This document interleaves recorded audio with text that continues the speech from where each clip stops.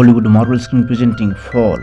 इस कहानी की शुरुआत में बेकी नाम की एक लड़की को दिखाया जाता है जो कि एक माउंटेन क्लाइंबर होती है। उसकी अभी अभी डैन से शादी हुई है। डैन भी एक माउंटेन क्लाइंबर होता है। इन दोनों को ही पहाड़ों पर चढ़ने का शौक है और इस वक्त भी ये पहाड़ों के ऊपर चढ़ रहे होते हैं। बेकी के साथ उसकी सबसे अच्छी दोस्त भी होती है जिसका नाम हंटर होता है। और अब डैन जब ऊपर चढ़ ही रहा होता है कि तभी उसे एक घोंसला दिखता है और जब वो उस घोंसले के अंदर हाथ डालता है तो उसके अंदर का पक्षी उड़ जाता है, जिस वजह से डैन का बैलेंस बिगड़ जाता है और वो ऊपर से नीचे गिर जाता है। लेकिन वो रस्सी से बंधा होता है, इसीलिए वो हवा में लटक जाता है, यानी कि अब वो ना ऊपर आ सकता है और ना ही नीचे। ये दोनों के दोनों डैन को बचाने की कोशिश करते हैं और जब ये डैन के पास जा ही रहे होते हैं कि तभी उस रस्सी का क्लिप निकल जाता है जिस रस्सी से डैन बंधा हुआ होता है और वो नीचे गहरी खाई में गिर जाता है, जिस वजह से उसकी मृत्यु हो जाती है। इस हादसे के 1 साल बाद हमें बेकी को दिखाया जाता है जो अब पूरी तरह से शराब में डूब चुकी है, क्योंकि वो अपने पति डैन, जिससे वो बहुत ज्यादा प्यार करती थी, उसे अब भी याद करती है। उसने अब तक उसकी अस्थियों को विसर्जित नहीं किया होता। उसकी अस्थियां अब भी उसके पास होती हैं। उसकी जिंदगी में अब उदासी के अलावा कुछ भी नहीं है। अब एक दिन बेकी अपनी लाइफ से परेशान होकर बहुत सारी दवाइयां एक साथ खा लेती है और वो सुसाइड करने की कोशिश करती है। उसकी इस बात से उसके फादर जेम्स काफ़ी परेशान हो जाते हैं और वो बेकी को उस इंसिडेंट से मूव ऑन करने को कहते हैं, लेकिन बेकी उनकी कोई भी बात मानने को तैयार नहीं थी। अब एक दिन बेकी के पास उसकी वही दोस्त आती है जो उस वक्त उसके साथ थी जब डैन ऊपर से नीचे गिरा था। वो बेकी को देखकर बहुत ज़्यादा खुश होती है और जब उसे पता चलता है कि बेकी ने सुसाइड करने की कोशिश की है तो बेकी को उस इंसिडेंट से बाहर निकालने के लिए उसको कहती कि हमें फिर से क्लाइंबिंग करनी चाहिए। और वो अपने सेल फोन पर बेकी को एक टीवी टावर दिखाती है जो कि B60 टीवी टावर होता है। ये टावर एक ऐसे बिहार में होता है जहाँ इंसान बहुत कम जाते हैं और इस टावर की ऊंचाई होती है 2000 फीट, यानी कि एफिल टावर से 2 गुना। अब क्योंकि हंटर जानती थी कि बेकी को एडवेंचर प्लेसेस पर जाना काफ़ी पसंद है और उसने काफ़ी समय से कोई एडवेंचर किया भी नहीं होता, और बेकी से कहती है कि हम इस टावर पर क्लाइंबिंग करने जाएंगे। हालांकि बेकी उस जगह पर नहीं जाना चाहती, पर जब उसकी दोस्त हंटर कहती है कि तुम उस टावर के ऊपर चढ़ने के बाद डैन की राख को वहाँ से हवा में उड़ा देना, इससे उसकी आत्मा को शांति मिलेगी, तो बेकी मान जाती है। और अब ये दोनों के दोनों उस टावर की ओर निकल जाते हैं। रास्ते में बेकी हंटर के सेल फोन पर कुछ फोटोज देख रही होती है और वो एक फोटो पर नोटिस करती है कि हंटर के कंधे पर किसी लड़के का हाथ है। यहाँ पर बेकी उस लड़के के बारे में पूछती है, लेकिन हंटर कुछ भी बताने से मना कर देती है। तभी बेकी के सेल फोन पर उसके फादर जेम्स का कॉल आता है, लेकिन वो कॉल पिकअप नहीं करती। अब काफी देर ड्राइव करने के बाद ये रात में एक होटल पर रुकते भी हैं। वहाँ पर डिनर करते वक्त बेकी को पता चलता है कि अब हंटर एक यूट्यूब ब्लॉगर है और यूट्यूब रिवेन्यू से ही वो अपनी ट्रेवलिंग का खर्चा उठाती है। अब यहाँ पर हंटर बेकी को बताती है कि जिस टावर पर हम क्लाइंबिंग करने के लिए जा रहे हैं, यानी कि B60 टावर, वो टावर यूनाइटेड ऑफ स्टेट का चौथा सबसे ऊंचा टावर है। और अगली सुबह हंटर और बेकी उस बिहार की तरफ निकल पड़ते हैं जहाँ पर वो टीवी टावर होता है। रास्ते में दोनों के दोनों वीडियोज बना रहे होते हैं, फोटोज क्लिक कर रहे होते हैं और हंटर उन वीडियोज और फोटोज को अपने इंस्टाग्राम अकाउंट पर पोस्ट कर रही होती है। साथ ही हंटर अपने फैंस को ये भी बताती है कि वो अपने सबसे अच्छी दोस्त यानी कि बेकी के साथ B60 टीवी टावर पर क्लाइंबिंग करने वाली है। और अब काफी देर ड्राइव करने के बाद ये फाइनली उस टीवी टावर तक पहुंच जाते हैं, लेकिन वहां पर उसके गेट में एक डेंजर साइन के साथ एक ताला लगा होता है। यहाँ पर ये दोनों के दोनों तय करती हैं कि अब वो आगे पैदल ही जाएंगी और कुछ ही दूर चलने के बाद उन्हें कुछ वल्चर मिलते हैं जो कि एक मरे हुए जानवर का मांस खा रहे होते हैं। हंटर इस चीज को भी अपने इंस्टाग्राम अकाउंट पर पोस्ट कर देती है, जिस पर उसे बहुत जल्द ही काफी लाइक्स मिल गए होते हैं। अब ये देखते हैं कि टावर इनके सामने है जो कि आसमान की गहराइयों में जा रहा होता है, क्योंकि उसकी ऊंचाई बहुत ज्यादा होती है। आज से पहले इन्होंने कभी भी इतनी ऊंचाई तक चढ़ने की कोशिश नहीं की होती। इन दोनों को डर तो लग रहा होता है, पर यहाँ पर बेकी का डर ज्यादा होता है, क्योंकि डैन के साथ हुए इंसिडेंट के बाद उसने कभी भी इतनी ऊंचाई का सामना नहीं किया होता। इसके बाद वो सेफ्टी रोप को बेकी की कमर से बांध देती है। अब ये धीरे धीरे टावर के ऊपर चढ़ना शुरू कर देते हैं, पर बेकी अभी भी डर रही होती है, क्योंकि उसे पता है कि ये लोहा जिससे ये टावर बना है वो बहुत पुराना है। उसकी आवाज़ उसे लगातार आ रही होती है, पर वो अभी भी धीरे धीरे हंटर के पीछे चढ़ रही होती है। और जब ये आधे टावर तक पहुंच जाते हैं तो इन्हें एहसास होता है कि यहाँ पर हवाएं बहुत तेज है। ये हाइट इतनी होती है जितनी कि एफिल टावर की, यानी कि पूरे 1000 फीट। अब ये लगातार ऊपर चढ़ना शुरू कर देते हैं, पर जब बेकी नीचे देखती है तो उसे डर लगना शुरू हो जाता है, क्योंकि उसने पिछले 1 साल से क्लाइंबिंग नहीं की होती। अब ये लगातार ऊपर चढ़ते हुए टावर के टॉप पर पहुंचने ही वाले होते हैं कि तभी बेकी एक सीढ़ी पर पैर रखती है और वहां से 1 वोल्ट गिर जाता है, पर इसके बारे में इन्हें कुछ भी पता नहीं चलता। अब ये दोनों के दोनों पूरे 2000 फीट यानी कि टावर के टॉप तक पहुंच जाते हैं। वहां से इन्हें दुनिया बहुत अलग दिख रही होती है। इतनी ऊंचाई तक चढ़ने के बाद, एक टारगेट को अचीव करने के बाद, अब बेकी को भी काफ़ी अच्छा लग रहा होता है। ये दोनों के दोनों यहाँ पर एंजॉय करते हैं, बहुत सारी फोटोज क्लिक करते हैं। और अब यहाँ पर हंटर अपने फैंस को अच्छा कंटेंट देने के लिए साथ ही अपने साथ जो ड्रोन कैमरा लाई थी उससे वो अपना वीडियोज बनाती है ताकि इंस्टाग्राम पर अपलोड कर सके। ये दोनों के दोनों बहुत खुश होती हैं। हंटर इतनी ज़्यादा एक्साइटेड होती है कि वो टावर से लटक जाती है और बेकी को उसकी फ़ोटोज़ क्लिक करने को कहती है। इसके बाद वो बैकी को भी ऐसा करने को कहती है। यहाँ पर बैकी भी उसके कहने पर ऐसा करती है और अब ये दोनों के दोनों बहुत ज़्यादा खुश होते हैं। इसके बाद ये डैन की राख को वहाँ से हवा में उड़ा देती हैं, जिससे कि बैकी को बहुत ज़्यादा तसल्ली मिलती है। साथ ही वो डैन को याद करके बहुत ज़्यादा दुखी भी होती है। ये दोनों के दोनों इमोशनल हो जाती हैं, लेकिन बैकी फाइनली अब डैन को अलविदा कर चुकी है, यानी कि अब एक बार फिर से उसकी ज़िंदगी की नई शुरुआत हो चुकी है। अब ये दोनों के दोनों अपने सामान को पैक करके नीचे जाने की तैयारी करती हैं। सबसे पहले बैकी नीचे उतरती है, पर तभी वो बोल्ट जो कि निकल गया था उस जगह से लैडर टूट जाती है।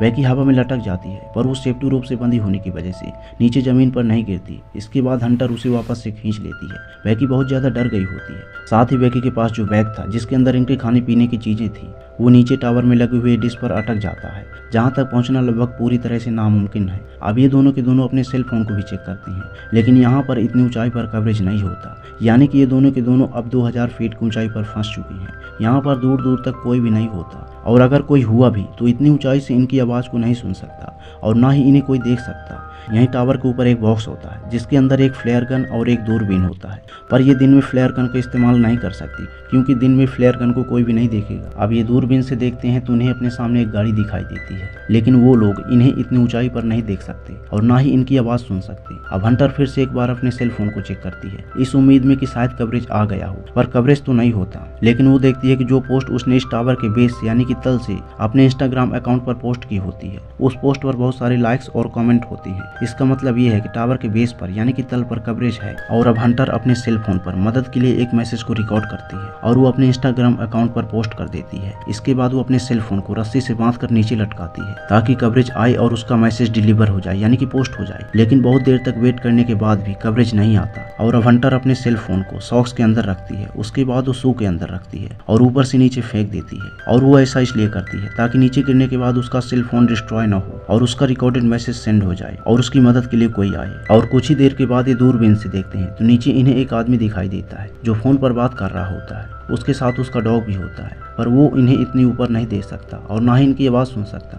यहाँ पर वो अपने फ़ोन पर बहुत ज़्यादा बिजी होता है। ये लोग उसे अपनी प्रेजेंस का एहसास दिलाने के लिए ऊपर से एक शू को फेंकते हैं। हालांकि वो शू को तो देख लेता है, लेकिन उसे ऐसा लगता है कि ये यहाँ पर पहले से ही पड़ा हुआ था। हालांकि बैकी यहाँ पर फ्लेयर गन को भी चलाने की कोशिश करती है, लेकिन हंटर उसे रोक लेती है और कहती है कि हमें रात होने का इंतजार करना होगा, रात को हमारी फ्लेयर गन को जरूर देखेंगे। और अब यहाँ पर अंधेरा हो जाता है, जिसके बाद ये फ्लेयर गन को चलाती है। साथ ही अपने सेल फोन की टॉर्च ऑन करके अपने हाथ को हिलाना शुरू कर देते हैं। इनके सामने जो गाड़ी होती है जिसमें लोग होते हैं, वो लोग इन्हें देख लेते हैं, लेकिन वो इनकी मदद करने के लिए नहीं आते, बल्कि इनकी गाड़ी को चुरा कर यहाँ से निकल जाती हैं। इससे ये दोनों के दोनों बहुत ज़्यादा हताश हो जाती हैं। अब जैसे जैसे और गहरी रात होती है तो इन्हें नींद आना शुरू हो जाती है। ये वहाँ पर सोने की कोशिश करते हैं, लेकिन जगह बहुत कम होती है। हंटर ऊपर से गिरने ही वाली होती है कि तभी बैकी देख लेती है और उसको पकड़ लेती है। तभी बैकी की नज़र उसके पैर पर पड़ती है जिसमें लिखा होता है 143। ये देखकर बैकी पूरी तरह से हैरान हो जाती है, क्योंकि उसका हस्बैंड डैन, जिससे वो बहुत ज्यादा प्यार करती थी, उसे हमेशा कोड वर्ड में आई लव यू कहता था, यानी कि 143।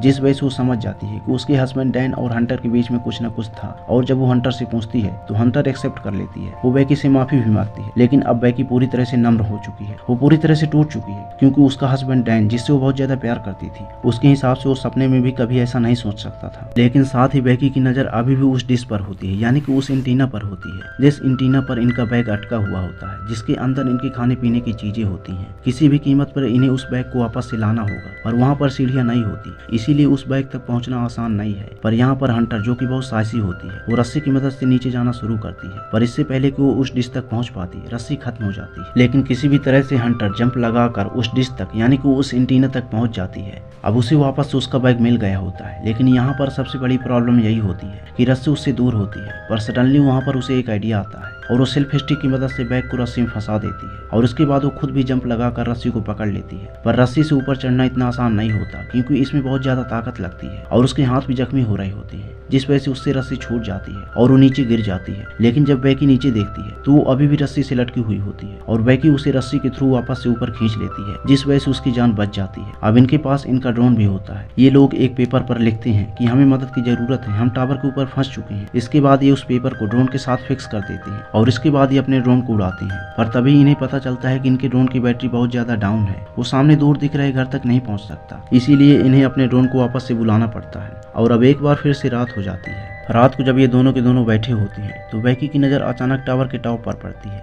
जहाँ पर वो देखती है कि वहाँ पर एक रेड कलर की लाइट जल रही है, यानी कि वहाँ पर करंट है। इसके बाद वो बड़ी मुश्किल से ऊपर चढ़ती है और ड्रोन के चार्जर से उस ड्रोन को चार्ज करना शुरू कर देती है। जब तक ड्रोन पूरी तरह से चार्ज नहीं होता उसे वहीं पर लटके रहना पड़ता है। साथ ही यहीं पर जो वल्चर होते हैं बार बार उसे परेशान कर रहे होते हैं। वो अपने बैलेंस को खो रही होती है और वो गिरने से बाल बाल बचती है। और अब जब ड्रोन पूरी तरह से चार्ज हो जाता है तब बैकी वापस से नीचे आ जाती है और ये अपने ड्रोन पर फिर से वही चिट लगाती हैं जिस पर इन्होंने लिखा होता है कि हमें मदद की जरूरत है। और वो अपने ड्रोन को उस घर की तरफ भेजते हैं जो कि दूर सामने दिख रहा होता है। पर इससे पहले कि वो ड्रोन उस घर तक पहुंचता वो एक गाड़ी से टकरा जाता है, जिससे कि अब इनकी आखिरी उम्मीद भी टूट जाती है और अब इनके पास कोई भी उम्मीद नहीं होती कि इनकी मदद के लिए कोई यहाँ पर आएगा। अब यहाँ पर बैकी की हालत बहुत ज्यादा खराब हो चुकी होती है। वो हंटर से कहती है कि तुम मुझे अपना सू दो, मैं एक बार फिर से मदद के लिए मैसेज को रिकॉर्ड करूंगी और अपने डैड को सेंड करूंगी, और अगर हम उसे नीचे फेंकेंगे तो हो सकता है कि कवरेज आ जाए और हमारा मैसेज मेरे डैड को मिल जाए, वो हमारी मदद के लिए जरूर आएंगे। लेकिन यहाँ पर हंटर उसे मना कर देती है और तभी बैकी को एहसास होता है कि उसके साथ हंटर है ही नहीं,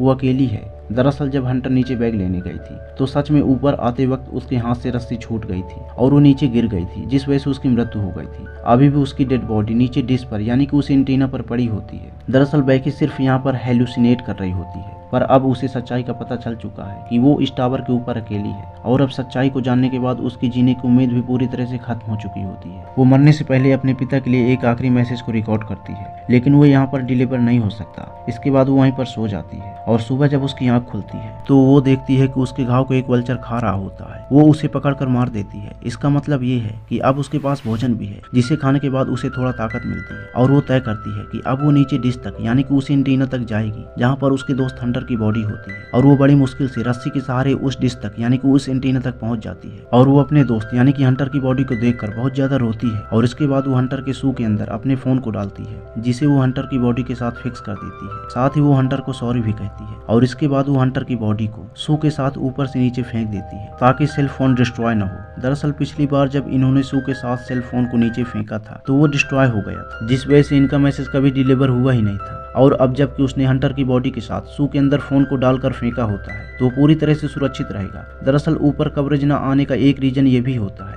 कि यहाँ पर इसके खुद के इतने सारे सिग्नल होते हैं जिस वजह से वो दूसरे सभी प्रकार के सिग्नलों को ब्लॉक कर रहा होता है। अब एक बार फिर से रात हो जाती है पर उसका मैसेज डिलीवर हो चुका था, जिस वजह से उसके फादर जेम्स वहाँ पर आ गई थी। वो देखती है कि टावर के आसपास बहुत भीड़ है और वहाँ पर बैकी की डेड बॉडी है जिसे पुलिस ले जा रही है। ये देखकर वो पूरी तरह से टूट जाती है क्योंकि वो अपनी बेटी से बहुत ज्यादा प्यार करती है। पर तभी वो देखते हैं कि पीछे बैकी खड़ी है, उसके साथ अब डॉक्टर भी होती है। वो पूरी तरह से ठीक है, वो बैकी को अपने गले से लगा लेती है और इस तरह से बैकी की जान बच जाती है। तो ये थी पूरी कहानी फिल्म फॉल की। यह फिल्म ईयर 2022 में रिलीज हुई थी। IMDb पर इसकी रेटिंग है 6.4। उम्मीद करते हैं कि ये कहानी आपको पसंद आई होगी।